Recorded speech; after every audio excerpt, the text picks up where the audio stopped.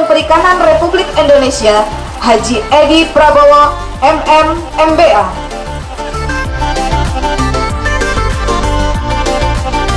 Alhamdulillah berhasil meresmikan SIMDEC, Southeast Asia Fishery Center.